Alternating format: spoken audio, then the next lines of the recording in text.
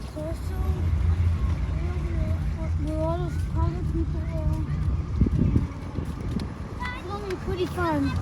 So I bet you would like it. Hello. But we're at the car show now, and here was made in 1934.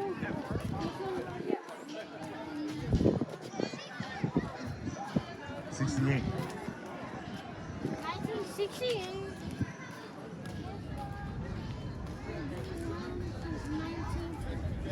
Hey Paul, have we had anybody come over? One of my favorite cars right here. It has been around since Don't forget, Paul's here. 1968. He's got these boxes to open to send to the troops.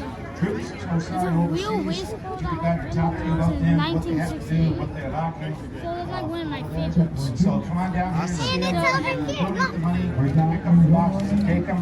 Hopefully you pick up the boxes here later on in the day. Anyway, Take it so he doesn't have to cart them all the way back home. so- Thank you, Paul. The next one I'm going to show you is my grandpa's. So see you over there. This is my grandpa's car right here. So we were from 1965. And I rode in it before. I might even do a video of me riding in it one day in the future. And I don't know if I will, but maybe. We'll never know.